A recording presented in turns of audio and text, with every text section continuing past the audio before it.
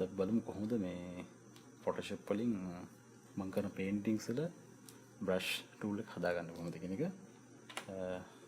මුලින්ම පෙන්නන්නම් කොහොමද මේ මම tool use කරන මොකද්ද basic brush එක කියලා. ඇත්තටම මම කියන්න ඕනේ මේ කිසිම painting එකකට මම දැනට විවිධාකාර brush වර්ග එහෙම නැත්නම් brush presets, brush sets එහෙම නැත්නම් brush libraries use කරන්නේ නැහැ.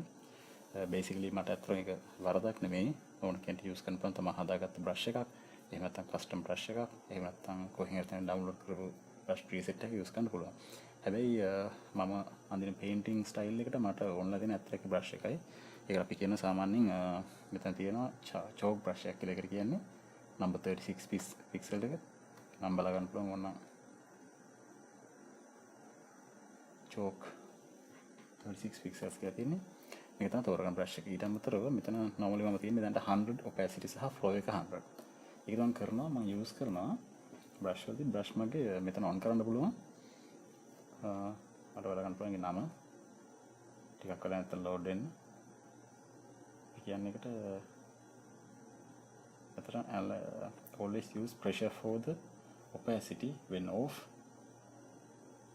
sorry හරි ඉෂුව ගන්න අපි කියන්නේ pen pressure එක on off කරන එක opacity එක දෙපැත්තට handle කරන එකේදී ඒකද බලනවා මම පෙන්නන්නගේ brush එකක් කොහොමද color වෙන්නේ කියන එක මම එකතර new layer එකක් ගන්න මේක දා ගන්නවා detail කියලා මම අතර මේ use කරන්නේ සාමාන්‍ය brush එක මේ detail එක අදින් ගන්නේ උදාහරණ මෙහෙම ඇන්දොත් පේනවනේ pen pressure එක on off වෙනවා දැන් මෙතන බලාගත්තම පේනවා අපිට සාමාන්‍යයෙන් මේ කොහොමද මෙතන brush එකේදී අපි හදාගන්න preset එක කොහොමද preview වෙන්නේ කියන එක. brush එක අපි කරන එක settings වෙනස් කරාම පස්සේ ඊට අමතරව දැන් මම බලද්දී pen pressure එක මම fade නෙමෙයි තියෙන්නේ අනිවාර්ය pen pressure on වෙලා තියෙන්නේ. මම ප්‍රශ්නයක් තියෙනවා මෙතන exclamation mark එකක් වෙනවා. ඒක මේ අපි warning sign එකක් වෙනවා. මේක මේ මම pen pressure එකේ access කරද්දී මම ප්‍රශ්නයක් තියෙනවා.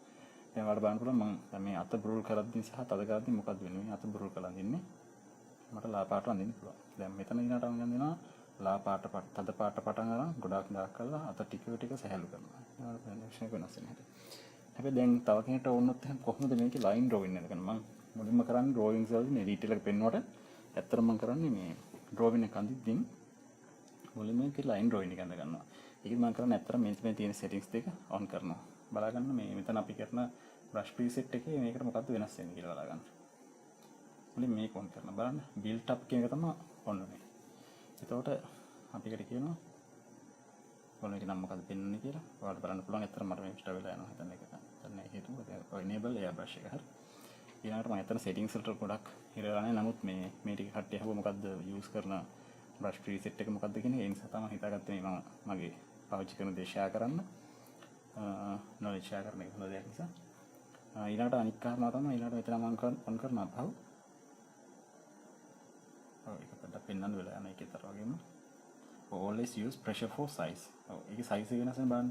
දැන් මම මේක on off කරද්දි මොකද්ද බලන්න විතර වෙනස් වෙනද? මෙතනට වෙනස් වෙනද බලා ගන්නකො. තින්නේ සාමාන්‍ය detail use කරන ගන්න එක. මේකේ line drawing එක. මම line drawing on කරලා මම පෙන්නන්නම්.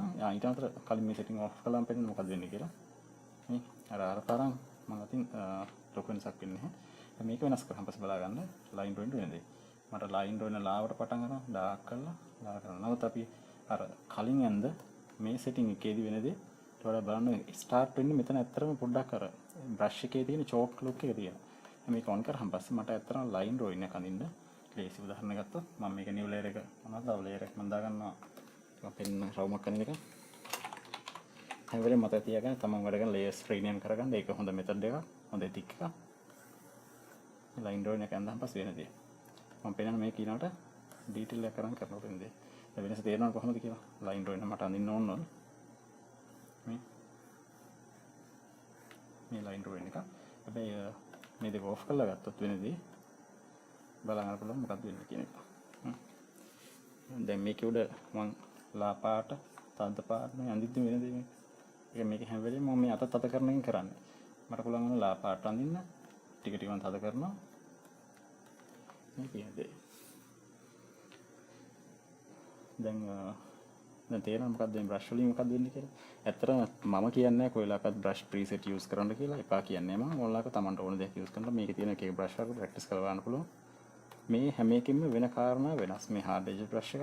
ඒකේ මම පෙන්නන මේ දෙක ඔෆ් කරලා වෙනකොට නේද?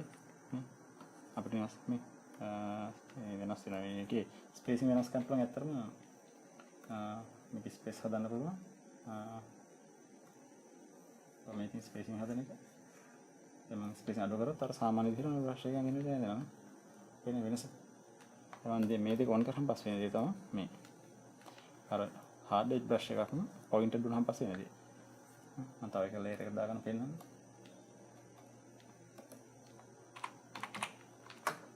ඉතින් කරන්නේ කියලා. මේ ස්පේසින් වෙනස් වෙනවා පස්සේ මම ස්පේසින් වැඩි කරොත් වෙන දේ තමයි මේ. ඒක සාමාන්‍ය මම කියන කාරණාට වෙනස් දෙයක්. මේකත් හොඳ ප්‍රැක්ටිස් එකක්. මම නමුත් මේ බ්‍රෂ් එක යූස් කරන අඩුයි. මම යූස් කරන්නේ නැත්තම් මේ 36 දෙන එක. මේ බ්‍රෂ් එක චෝක් එක. චෝක් එක තමයි යූස් කරන්නේ. මම මේක ස්පේස් වෙනස් කරන තේ තමයි.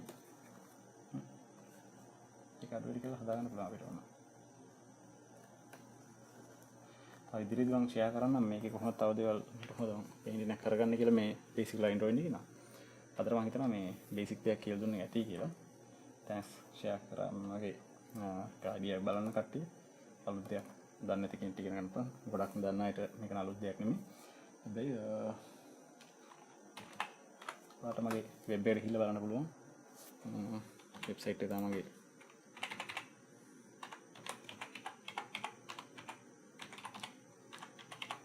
මේක මගේ සයිට් එක. ඊළඟට මගේ පේජ් එක තමයි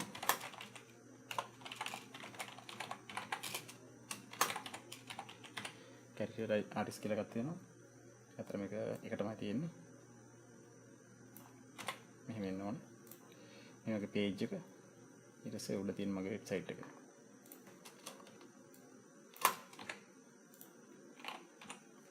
කියලා බලන්න මොන හරි මගේ අලුත් දේවල් ගොඩක් අලුතින් දාපුවන ෂෙයා කරලා මම හිතනවා ඉදිරියට ඒවා අප්ඩේට් කරන්න. බලන්න මේකෙදි මම සාමාන්‍යයෙන් ඊට අමතරව මම YouTube channel එකක් තියෙනවා. මගේ නම සර්ච් කරලා බලන්න හර්ෂක රත්න කුමාර කියලා. ඔයාලට ඒක බලාගන්න සමහර දේවල් මම මුල්ම කාලේ කරපු පේන්ටින්ග්ස් කොහොමද මම කරලා තියෙන්නේ කියලා මම ෂෙයා කරලා තියෙනවා ටයිම් ලැප්ස් විදිහට. සමහර ඒවා නම් මවුස් එකෙන් අදපු එකක් මම මුලින් ඉඳන්ම ෂෙයා කරලා තියෙනවා. ඔයාලට ඕන පුළුවන් එකට කියලා subscribe කරන්න, like කරන්න, share කරන්න. ඒක notification icon එක on කරන්න. තව ඉදිරි දේවල් දැනගන්න ඕන නම් ඒ දේවල්. ඉතින් සුබ දවසක් හැමෝටම. දැන් අතර වෙලාව පාන්දර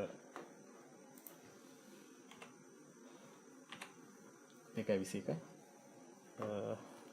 මම හිතනවා මේ ගන්න උත්සාහය වලට වැදගත් වෙයි කියලා. සුබ දවසක් හැමෝටම.